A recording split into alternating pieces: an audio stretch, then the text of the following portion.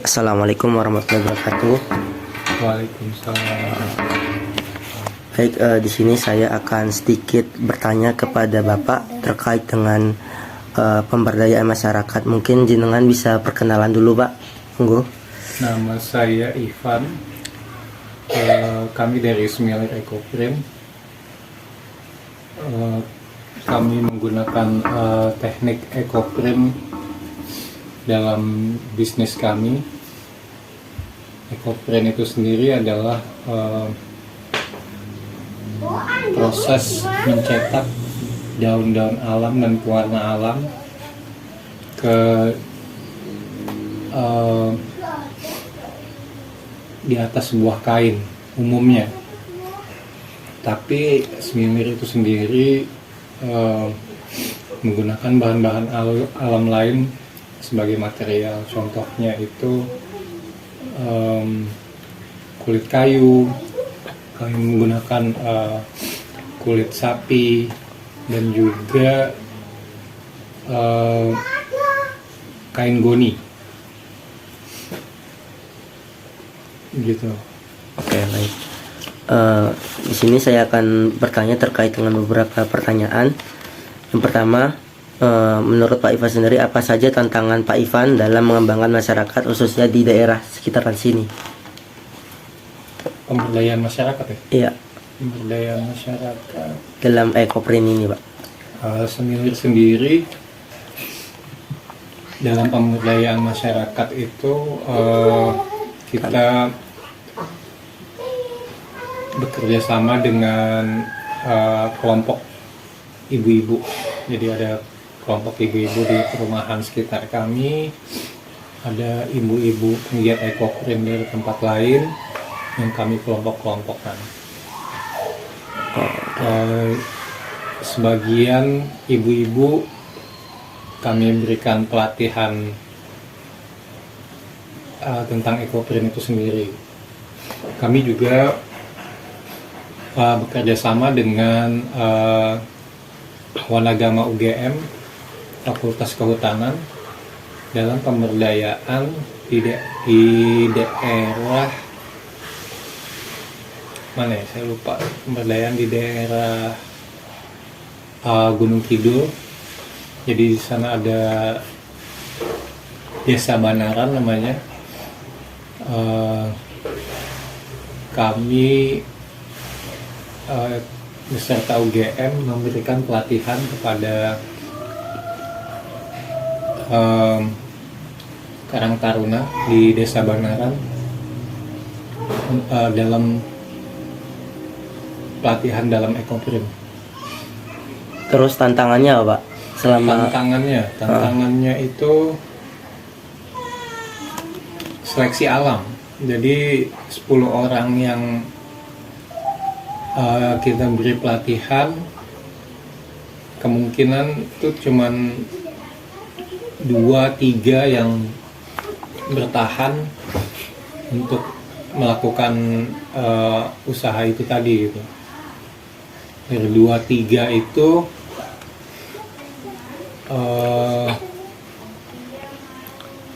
bisa akhirnya bisa bertahan sampai sekarang, dan ada juga yang sudah membuka bisnis sendiri di luar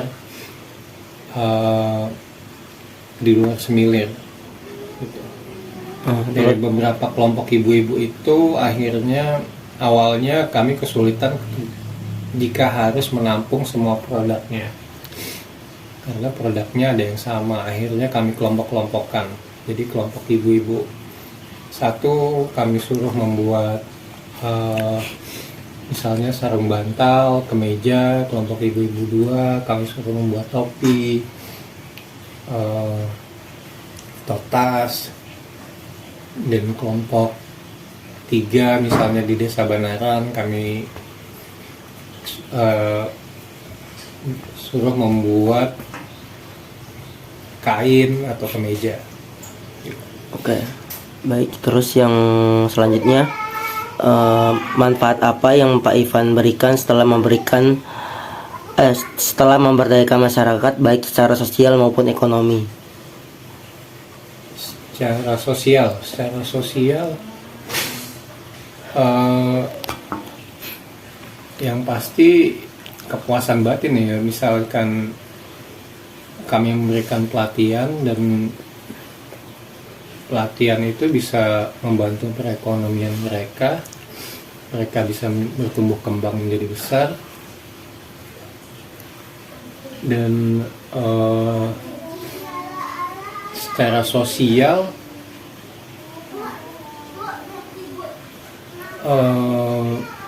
bisa semakin luas gitu. Secara sosial kami mengenal banyak orang, mengenal banyak karakter.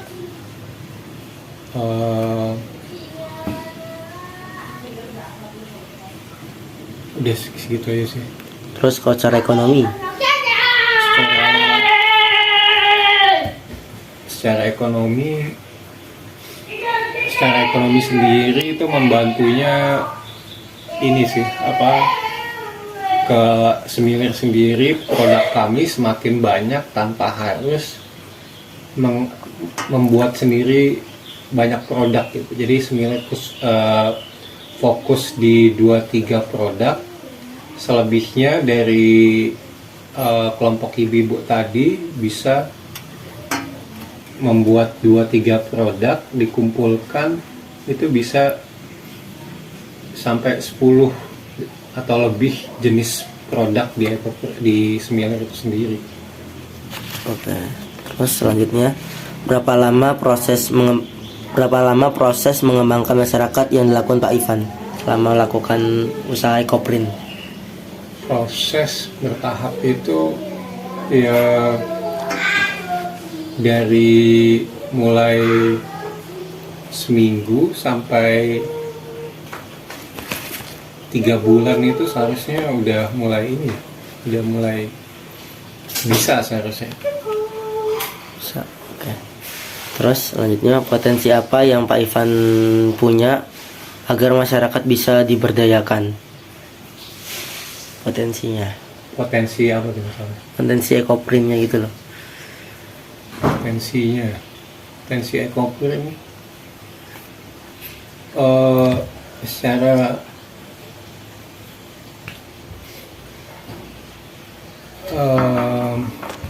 potensi satu mungkin potensi seni ya. Ekoprint itu sendiri termasuk seni gitu. Seni mencetak istilahnya secara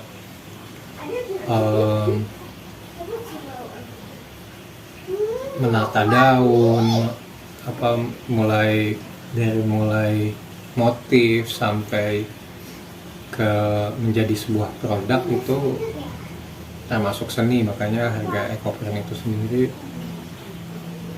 cukup bagus gitu. Yang kedua itu memberikan edukasi bisnis sih, edukasi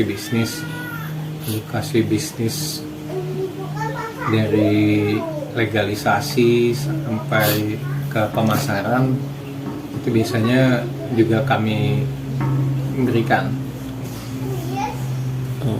Dan yang ketiga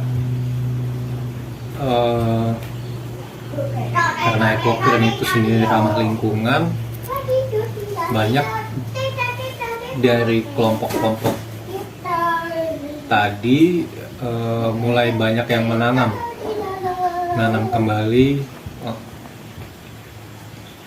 dan mulai melestarikan pohon-pohon atau tanaman-tanaman kecil lainnya untuk produk ekoprint itu sendiri. Oke. Terus selanjutnya kesimpulannya Pak terkait dengan ekoprint itu sendiri gimana? Kesimpulannya biar agar masyarakat itu tertarik dengan ekoprint itu gimana kira-kira? Masyarakat tertarik dengan ekoprint. Caranya gimana? Gimana ulang coba? Gimana caranya agar ekoprint ini tuh bisa menjadi daya tarik masyarakat gitu loh, bisa menjadi daya tarik, bisa membuat ekoprint itu sendiri maupun bisa membeli produk-produk dari ekoprint itu gimana caranya kira-kira? Pertama Ya, kami memberikan workshop untuk umum proses ekoprint itu sendiri. Terus juga ya di zaman sekarang yang notabene katanya global warming itu sendiri, ya produk-produk yang ramah lingkungan itu yang banyak dicari gitu. Jadi ya ekoprint itu termasuk ramah lingkungan ya, dari proses awal sampai akhirnya. Itu yang kedua. Yang ketiga itu secara marketing ya. Secara marketing itu yang membantu mengenalkan ekoprint itu sendiri, baik dari sosial media, ada yang maupun pameran. Jadi ekoprint itu berkembangnya udah lumayan pesat gitu. Terus dengan produk ekoprint lain, dengan brand-brand ekoprint lain, kami juga nggak menganggap itu sebuah kompetitor gitu. Semakin banyak pelaku ekoprint itu sendiri, ya itu udah cukup banyak memperkenalkan kepada masyarakat luas sebenarnya. Karena kan pasti mereka secara marketing juga memperkenalkan produk-produk mereka. Jadi semakin banyak yang mengenal ekoprint itu sendiri, tinggal ininya aja, ide kreativitas kitanya aja ya, bisnis kita bisa sustain apa enggak gitu. Untuk sejauh ini ya Sembilir terus berinovasi gitu, berinovasi baik dari segi material yang kita gunakan maupun sampai ke metode motif pewarnaan si ekoprint itu sendiri gitu. Dan kami lebih memilih untuk berkolaborasi untuk supaya buat exposure kami juga, kami lebih banyak berkolaborasi gitu, saling, jadi brand kami ya tetap stabil, tetap sustain. Oke, baik, terima kasih Pak Ivan atas kesempatan yang telah disampaikan terkait dengan ekoprint dan bagaimana cara pengembangan masyarakat yang telah dilakukan oleh Pak Ivan. Kurang lebih mohon maaf Pak Ivan. Assalamualaikum warahmatullahi wabarakatuh. Waalaikumsalam.